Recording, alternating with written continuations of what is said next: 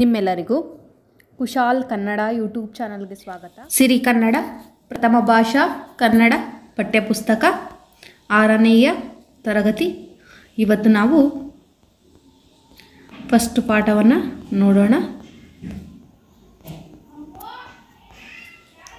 ದೊಡ್ಡವರ ದಾರಿ ಗದ್ಯ ಪಾಠ. ಕವಿ ಪರಿಚಯ ನೋಡೋಣ. ಬೆ ಗೋ ರಮೇಶ್ ರವರು 1945ರಲ್ಲಿ ಆಗಸ್ಟ್ 22ರಂದು ಮೈಸೂರು ಜಿಲ್ಲೆಯ ಕೃಷ್ಣರಾಜನಗರ ತಾಲೂಕಿನ ದೊಡ್ಡಹನಸೋಗೆ ಗ್ರಾಮದಲ್ಲಿ ಜನಿಸಿದರು. ತಂದೆ BS ಗೋವಿಂದರಾಜು, ತಾಯಿ ರಾಧಮ್ಮನವರು. ರಮೇಶ್ BA ಪದವೀಧರರಾಗಿ ಕರ್ನಾಟಕ ವಿದ್ಯುತ್ ನಿಗಮದಲ್ಲಿ ಕಾರ್ಯನಿರ್ವಾಹಕ ಅಭಿಯಂತರರಾಗಿ ಸೇವೆ ಸಲ್ಲಿಸಿ ನಿವೃತ್ತರಾಗಿರುವವರು. ಪ್ರವೃತ್ತಿಯಿಂದ ಸಾಹಿತಿಗಳಾಗಿರುವ ಇವರು ಉತ್ತಮ ಭಾಷಾಂತರಕಾರರು, ಗಮಕಿಗಳು ಆಗಿರುವರು. ಕರ್ನಾಟಕ ಗಮಕ ಕಲಾ ಪರಿಷತ್ತಿನ ಅಧ್ಯಕ್ಷರಾಗಿ ಕಾರ್ಯನಿರ್ವಹಿಸಿದವರು. ಕನ್ನಡದಲ್ಲಿ ವಿವಿಧ ಸಾಹಿತ್ಯ ಪ್ರಕಾರಗಳಲ್ಲಿ ಸುಮಾರು 500 ಪುಸ್ತಕಗಳನ್ನು ರಚಿಸುವರು. ಜೀವನ ಚರಿತ್ರೆ, ವ್ಯಕ್ತಿ ಚಿತ್ರಗಳನ್ನು ಬರೆಯುವುದರಲ್ಲಿ ಸಿದ್ಧಹಸ್ತರು. ವಿಶ್ವವಿಖ್ಯಾತ ಮಹಿಳೆಯರು ನಮ್ಮ ಗಮಕಿಗಳು. ಕನ್ನಡ ಕವಿರತ್ನ ತ್ರಯರು, ವಿಜ್ಞಾನಿಗಳ ಹಾಗೂ ದೇಶಭಕ್ತರ ಜೀವನ ಚರಿತ್ರೆಗಳು ಇವರ ಗಮನಾರ್ಹ ಕೃತಿಗಳು. ಇವೆಲ್ಲ ಇವರ ಕೃತಿಗಳಾಗಿರುತ್ತೆ. ಶಾಂತಿಪ್ರಿಯ ಅಂಕಿತದಲ್ಲಿ ಇವರು ರಚಿಸಿದ 600 ವಚನಗಳ ಸಂಕಲನ ವಚನ ಸಾಗರ ಕೃತಿಗೆ ವಚನ ಸಾಹಿತ್ಯ ಅಕಾಡೆಮಿಯ ಪ್ರಶಸ್ತಿ ಬಂದಿರುತ್ತದೆ. ಸರ್ MV ನವರತ್ನ ಪ್ರಶಸ್ತಿ, ಡೆಪ್ಯೂಟಿ ಚೆನ್ನಬಸಪ್ಪ ರಾಜ್ಯ ಪ್ರಶಸ್ತಿ ಮೊದಲಾದ ಪ್ರಶಸ್ತಿಗಳನ್ನು ಕೂಡ ಇವರಿಗೆ ಬಂದಿವೆ. ಪ್ರಸ್ತುತ ಪಠ್ಯಭಾಗವನ್ನು ಇವರ ಪ್ರಸಿದ್ಧ ವ್ಯಕ್ತಿಗಳ ಬಾಳಿನಲ್ಲಿ ಒಂದು ಘಟನೆ ಕೃತಿಯಿಂದ ಆಯ್ದುಕೊಳ್ಳಲಾಗಿದೆ. ಇವರ ತಂದೆಯ ಹೆಸರು ಬಂದು BS ಗೋವಿಂದರಾಜು, ತಾಯಿ ರಾಧಮ್ಮನವರು. ಇವರು ಮೈಸೂರಿನ ಜಿಲ್ಲೆಯ ಕೃಷ್ಣರಾಜನಗರ ತಾಲೂಕಿನ ದೊಡ್ಡಹನಸೋಗೆಯಲ್ಲಿ ಗ್ರಾಮದಲ್ಲಿ ಜನಿಸಿದರು. ಇವರು 1945 ಆಗಸ್ಟ್ 22ರಂದು ಜನಿಸಿದರು.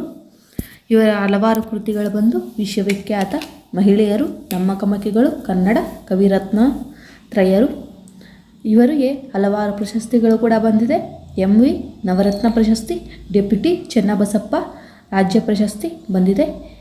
ಈಗ ಕ್ಲಾಸ್ ತಗೊಂತಾರ ಪಾಠವನ್ನು ನಾವು ಪ್ರಸಿದ್ಧ ವ್ಯಕ್ತಿಗಳ ಬಾಳಿನಲ್ಲಿ ಒಂದು ಘಟನೆ ಎಂಬ ಕೃತಿಯಿಂದ ಈ ಪಾಠವನ್ನು ಆರಿಸಿಕೊಳ್ಳಲಾಗಿದೆ. ದೊಡ್ಡವರ ದಾರಿ ಎಂಬ ಪಾಠವನ್ನು ಆರಿಸಿಕೊಳ್ಳಲಾಗಿದೆ. ಪಾಠವನ್ನು ಸ್ಟಾರ್ಟ್ ಮಾಡೋಣ. ಪ್ರವೇಶ. ಪ್ರತಿಯೊಬ್ಬರ ಜೀವನದಲ್ಲಿಯೂ ಹಲವಾರು ಮರೆಯಲಾಗದ ಘಟನೆಗಳು ನಡೆಯುತ್ತವೆ. ಅವುಗಳ ಫಲ ಒಮ್ಮೆ ಸಿಹಿ, ಮತ್ತೊಮ್ಮೆ ಕಹಿ. ಅಂದರೆ ಪ್ರತಿಯೊಂದು ಜೀವನದಲ್ಲೂ ಕೆಲವೊಂದು ಘಟನೆಗಳು ನಡೆಯುತ್ತೆ. ಕೆಲವೊಂದು ಸಿಹಿಯಾಗಿರುತ್ತೆ, ಕೆಲವೊಂದು ಕಹಿ ಕೂಡ ಆಗಿರ್ಬೋದು. ಅವು ನಮಗೆ ಅನುಭವ ಆಗಿರುತ್ತೆ.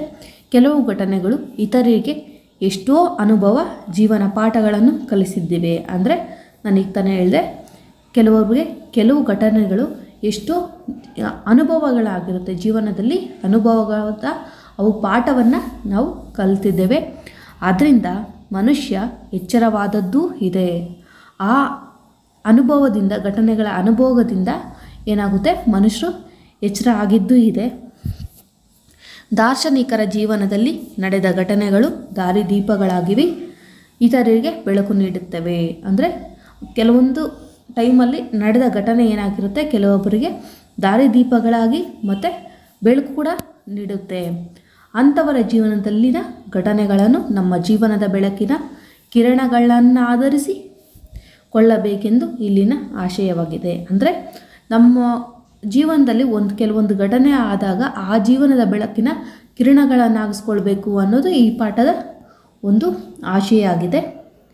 ಡಾಕ್ಟರ್ ರಾಜೇಂದ್ರ ಪ್ರಸಾದ್ ರವರು, ಇದು ಅವರಿಗೆ ಸಂಬಂಧಪಟ್ಟ ಪಾಠವಾಗಿರುತ್ತೆ.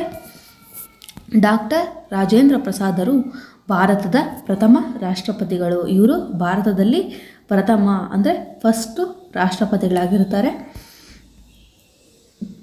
ಅತ್ಯಂತ ಉನ್ನತ ಸ್ಥಾನಕ್ಕೇರಿದರೂ ಸರಳ ಜೀವನ ನಡೆಸಿದರು. ಅಂದರೆ ಎಷ್ಟೇ ಮೇಲಕ್ಕೆ ಹೋದರೂ ಕೂಡ ಇವರು ಸರಳವಾಗಿ ಅಂದರೆ ಆಡಂಬರವಾಗಿ ಜೀವನ ಮಾಡದೆ ಸರಳವಾಗಿ ಜೀವನವನ್ನು ನಡೆಸ್ಕೊಂಡು ಹೋಗ್ತಾರೆ. ಜನಕ ಮಹಾರಾಜನಂತೆ ಅವರದು ಋಷಿ ಸದೃಶ ಜೀವನ. ಹಾಗೆ ಇವರು ಜನಕ ಮಹಾರಾಜರಂತೆ ಅವರದು ಋಷಿ ಸದೃಶ ಜೀವನ. ಅವರಿಗೆ ಹೋಲುತ್ತೆ ಇವರ ಜೀವನ. ಅವರು ಕೋಪವನ್ನು ಹತ್ತಿಕ್ಕಬಲ್ಲವರಾಗಿದ್ದರೂ ಬಾಳಿನಲ್ಲಿ ಶಿಸ್ತು, ಸಂಯಮ, ಸಮಯ ಪಾಲನೆ ಇವುಗಳಿಗೆ ಭಾರೀ ಮಹತ್ವ ನೀಡುತ್ತಿದ್ದರು. ಇವರು ಕೋಪವನ್ನು ಹತ್ತಿಕ್ಕಬಲ್ಲವರಾಗಿದ್ದರು. ಅಂದರೆ ಎಷ್ಟೇ ಕೋಪ ಬಂದರೂ ತಮ್ಮನ್ನು ತಾವು ತಡ್ಕೊಳ್ತಿದ್ರು, ಕೋಪವನ್ನು ತಡ್ಕೊಳ್ತಾ ಇದ್ದರು. ಬಾಳಿನಲ್ಲಿ ಶಿಸ್ತು, ಸಂಯಮ, ಸಮಯ ಪಾಲನೆ ಅಂದರೆ ನಮ್ಮ ಬಾಳಿನಲ್ಲಿ ಏನಿರುತ್ತೆ ಶಿಸ್ತು, ಸಂಯಮ, ಸಮಯ ಪಾಲನೆಯನ್ನು ನಾವು ಪಾಲಿಸ್ಕೊಳ್ಬೇಕು ಅಂತ ಹೇಳ್ತಿದ್ದಾರೆ. ಇವುಗಳಿಗೆ ಭಾರೀ ಮಹತ್ವವನ್ನು ಇವರು ಕೊಡ್ತಿದ್ರಂತೆ. ತಾವು ಜನರ ಸೇವಕ ಎಂದು ಹೇಳಿಕೊಳ್ಳುತ್ತಿದ್ದರು. ಇವರು ನಾನು ಜನರ ಸೇವಕ ಅಂತ ಹೇಳ್ಕೊಳ್ತಿದ್ರು. ಒಂದು ದಿನ ಕಚೇರಿಯ ಕೆಲಸ ಮುಗಿಸಿ ರಾಜೇಂದ್ರ ಪ್ರಸಾದರು ಮನೆಗೆ ಬಂದಾಗ ಅವರ ಒಂದು ಪುಸ್ತಕದ ಹಲವು ಪುಟಗಳು ಅಲ್ಲಲ್ಲಿ ಚೆಲ್ಲಾಪಿಲ್ಲಿಯಾಗಿ ಹರಿದು ಬಿದ್ದಿರುವುದನ್ನು ನೋಡಿದರು. ಒಂದು ದಿನ ಆಫೀಸಿಂದ ಕೆಲಸ ಮುಗಿಸ್ಕೊಂಡು ಅವರು ಮನೆಗೆ ಹೋಗಿರ್ತಾರೆ. ಅಲ್ಲಿ ಅವ್ರದ್ದೊಂದು ಬುಕ್ಸ್ ಏನಾಗಿರುತ್ತೆ ಆ ಪೇಜಸ್ಸು ಅಲ್ಲಿ ಚೆಲ್ಲಾಪಿಲ್ಲಿಯಾಗಿ ಹರಿದು ಬಿದ್ದಿರುತ್ತೆ. ಇದೆಲ್ಲ ಮಕ್ಕಳ ಕೆಲಸ ಎಂಬುದು ಅವರಿಗೆ ಹೊಳೆಯಲು ಹೆಚ್ಚು ವೇಳೆ ಬೇಕಾಗಲಿಲ್ಲ. ಅಂದರೆ ಇದೆಲ್ಲ ಮಕ್ಕಳ ಕೆಲಸ ಅಂತ ಅವ್ರಿಗೆ ಗೊತ್ತಾಗೋದಕ್ಕೆ ಹೆಚ್ಚು ಟೈಮ್ ಬೇಕಾಗಿರಲಿಲ್ಲ. ಮಕ್ಕಳೇ ಅಲ್ವಾ ಅರಿಯೋದು. ಮಕ್ಕಳಿಗೆ ತಮ್ಮ ತಪ್ಪಿನ ಅರಿವಾಗಬೇಕು ಎಂದೆನಿಸಿತು. ಮಕ್ಕಳಿಗೇನಾಯಿತು, ಅವರು ತಪ್ಪು ಮಾಡಿದ್ದು ಅಂತ ಅವ್ರಿಗೆ ಅರಿವಾಗಬೇಕು ಅಂತ ಹೇಳ್ಕೊಂಡು ಇವರೇನು ಮಾಡಿದ್ರು ನೋಡೋಣ. ಆದರೆ ಆ ಮಕ್ಕಳನ್ನು ಅಪರಾಧಿಗಳಾಗಿಸಲು ಅವರ ಮನ ಒಪ್ಪಲಿಲ್ಲ. ಆ ಮಕ್ಕಳನ್ನ ಅಪರಾಧಿಗಳಾಗಿ ಅವರು ಮನಸ್ಸು ಒಪ್ಪಲಿಲ್ಲ ಮಾಡೋದಕ್ಕೆ. ಒಂದು ಉಪಾಯ ಹೂಡಿದರು. ಅಂದರೆ ಒಂದು ಉಪಾಯವನ್ನು ಮಾಡ್ತಾರೆ. ಪ್ರಸಾದರು ಮುಖ ಕೈ ಕಾಲು ತೊಳೆದು ಬಂದರು. ಪ್ರಸಾದರು ಏನು ಮಾಡಿದ್ರು, ಮುಖ ಕೈ ಕಾಲು ತೊಳ್ಕೊಂಬಂದರು. ನಿಧಾನವಾಗಿ ಕೋಣೆಯಲ್ಲಿ ಹರಿದು ಬಿದ್ದಿದ್ದ ಪುಸ್ತಕ ಪುಟಗಳನ್ನು ಒಂದೊಂದಾಗಿ ಎತ್ತಿ ಮೇಜಿನ ಮೇಲೆ ಇಟ್ಟರು. ಆ ಕೋಣೆಯಲ್ಲೆಲ್ಲ ಆ ಪೇಜಸ್ ಹರಿದು ಬಿದ್ದಿತ್ತಲ್ಲ ಅದನ್ನ ತಗೊಬಂದು ಒಂದೊಂದಾಗಿ ಎಲ್ಲ ಜೋಡಿಸಿದ್ರು. ಬಳಿಕ ಮಕ್ಕಳನ್ನೆಲ್ಲ ಬಳಿಗೆ ಕರೆದರು. ಏನು ಮಾಡಿದ್ರು, ಮಕ್ಕಳನ್ನೆಲ್ಲ ಹತ್ರ ಕರೆದ್ರು. ಮಕ್ಕಳು ಓಡೋಡಿ ಬಂದರು. ಮಕ್ಕಳೇನು ಮಾಡಿದ್ರು, ಓಡೋಡಿ ಬಂದರು. ರಾಜೇಂದ್ರ ಪ್ರಸಾದರು, ಮಕ್ಕಳೇ ನೋಡಿ, ಇಲ್ಲಿ ಎಷ್ಟೊಂದು ಕಾಗದಗಳು ಹರಿದು ಹೋಗಿವೆ, ಇಲ್ಲಿ ಎಷ್ಟೊಂದು ಕಾಗದ ಹರಿದೋಗಿದೆ, ಇವೆಲ್ಲ ಪುಸ್ತಕದ ಪುಟಗಳು. ನಿಮ್ಮಲ್ಲಿ ಯಾರು ಎಷ್ಟೆಷ್ಟು ಪುಟಗಳನ್ನು ಹರಿದಿದ್ದೀರೋ ಅವರಿಗೆ ಆ ಪುಟಗಳ ಸಂಖ್ಯೆಗನುಗುಣವಾಗಿ ಕಾಸು ಕೊಡುತ್ತೇನೆ, ಆಗಬಹುದೇ ಎಂದರು. ಅವ್ರಿಗೇನು ಮಾಡಿದ್ರು, ನೀವು ಎಷ್ಟೆಷ್ಟು ಕಾಗದಗಳನ್ನು ನೀವು ಹರಿದಿದ್ದೀರೋ ಅಷ್ಟಷ್ಟು ನಾನು ನಿಮಗೆ ಕಾಸು ಕೊಡ್ತೀನಿ, ಆ ಸಂಖ್ಯೆಗೆ ಅನುಗುಣವಾಗಿ ನಾನು ನಿಮ್ಗೆ ಕಾಸು ಕೊಡ್ತೀನಿ, ಆಗಬಹುದಾ ಅಂತ ಕೇಳಿದ್ರು. ಆಗ ಮಕ್ಕಳು ಒಬ್ಬರ ಮುಖ ಒಬ್ಬರು ನೋಡಿಕೊಂಡ್ರು. ಆಗ ಏನು ಮಾಡಿದ್ರು ಮಕ್ಕಳು, ಒಬ್ಬರ ಮುಖ ಒಬ್ಬರು ನೋಡಿಕೊಂಡ್ರು. ಒಬ್ಬೊಬ್ಬರು ಕಾಸು ಸಿಗುವುದಲ್ಲ ಎಂಬ ಸಂತೋಷದಿಂದ ತಾವು ಹರಿದ ಪುಟಗಳ ಸಂಖ್ಯೆಯನ್ನು ತಿಳಿಸಿದರು. ಏನು ಮಾಡಿದ್ರು, ಒಬ್ಬೊಬ್ರು ಕಾಸು ಸಿಗುತ್ತಲ್ಲ ನಮಗೆ ಅಂತೇಳ್ಬಿಟ್ಟು ಅವರವರು ಹರಿದ ಪುಟಗಳನ್ನೇನು ಮಾಡಿದ್ರು, ಸಂಖ್ಯೆಯನ್ನು ಹೇಳಿದ್ರು. ಪ್ರಸಾದರು ಅವರಿಗೆಲ್ಲ ಅಷ್ಟಷ್ಟು ಕಾಸು ಕೊಟ್ಟರು. ಪ್ರಸಾದರು ಏನು ಮಾಡಿದ್ರು, ಅವರಿಗೆ ಅಷ್ಟೊಂದು ಕಾಸು ಕೊಟ್ಟರು. ಹುಡುಗರಿಗೆ ಖುಷಿಯೋ ಖುಷಿ. ಹುಡುಗರಿಗೆ ಏನಾಯಿತು, ತುಂಬ ಖುಷಿಯಾಯಿತು. ಆಗ ಪ್ರಸಾದರು, ನೋಡಿ ಮಕ್ಕಳೇ, ಪುಸ್ತಕಗಳು ಜ್ಞಾನ ಭಂಡಾರ. ಪುಸ್ತಕಗಳೇನು, ಅದು ಒಂದು ಜ್ಞಾನ ತಿಳಿಸುವ ಭಂಡಾರ ಆಗಿರುತ್ತೆ.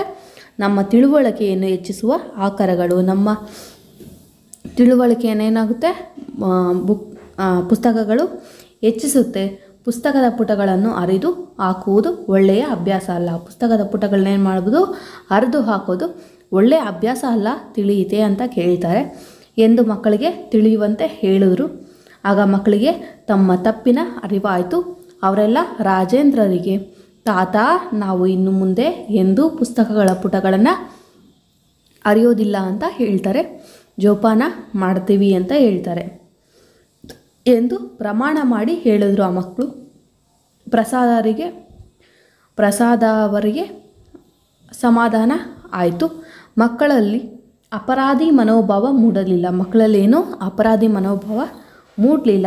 ದೊಡ್ಡ ವ್ಯಕ್ತಿಗಳೇ ಹಾಗೆ ಕೋಪ, ಅಸಹನೆ, ತಾಳ್ಮೆಗೆಡುವುದು ಇವೆಲ್ಲ ಅವರಿಂದ ದೂರ.